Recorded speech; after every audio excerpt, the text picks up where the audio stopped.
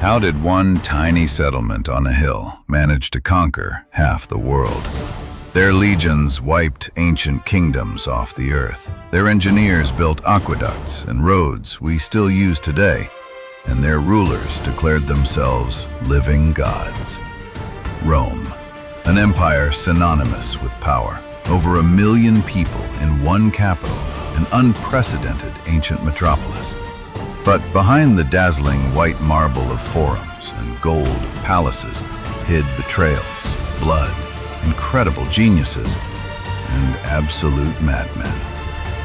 We will walk the entire path of Rome, from its greatest triumph to its fall. We'll do this through the fates of those who held this world in their hands, through its emperors. Many think the first emperor was Julius Caesar, but this is a myth. Caesar was a dictator whose assassination plunged Rome into a bloody civil war. The true empire began when his young adopted son, Octavian Augustus, came to power. Augustus was a political genius. He didn't call himself a king. Romans hated that word. He called himself first among equals, preserving the illusion of a republic while concentrating absolute power in his hands. Augustus found Rome in bricks and left it in marble. Under him began the Pax Romana, a long period of peace and stability. Borders expanded, the economy thrived, and art experienced a golden age. It seemed the Roman Empire became a mechanism that would work forever. But a system tied to one person has a fatal flaw. What happens when absolute power falls to a madman? Rome soon got the answer to this question. Caligula went down in history as a monster in his impunity.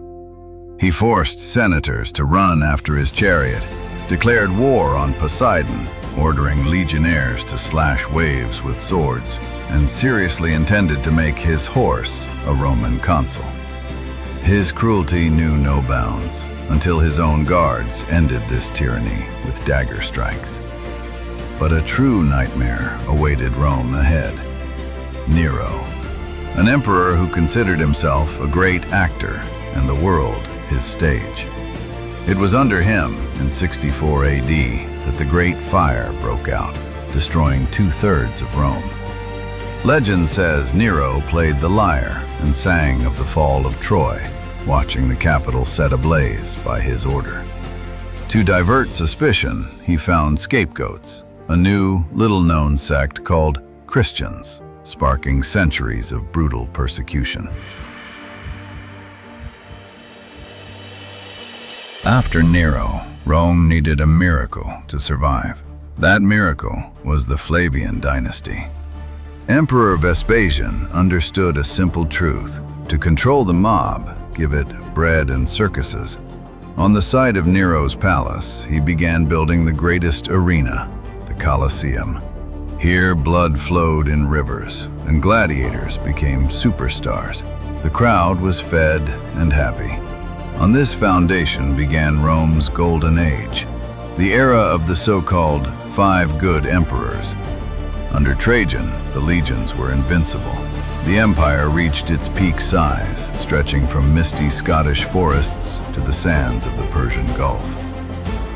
His successor, Hadrian, realized endless growth was impossible. He halted conquests and built the famous Hadrian's Wall in Britain to keep out barbarians.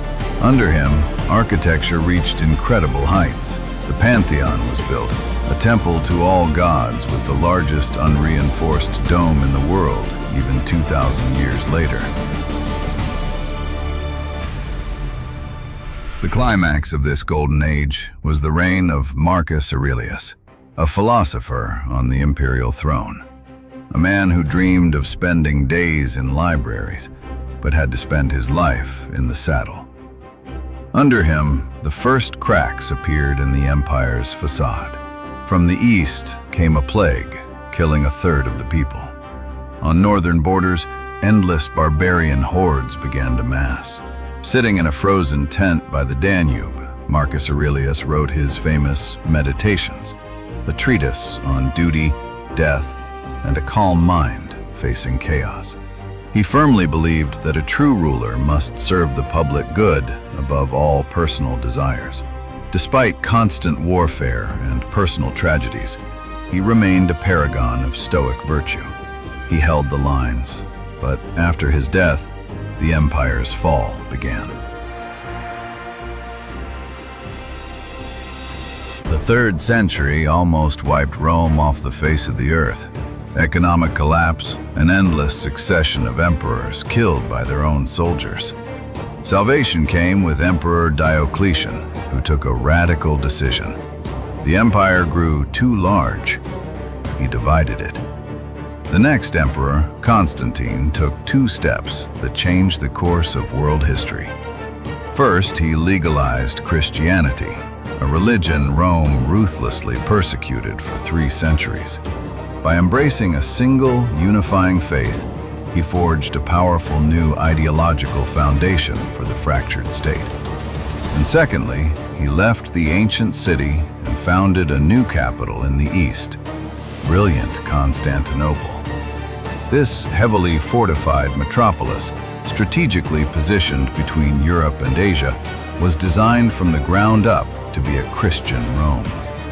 As wealth and political influence rapidly shifted eastward, the western provinces were increasingly starved of vital resources and military support. Ancient Rome, the city where it all began, was left to the mercy of time and the barbarians.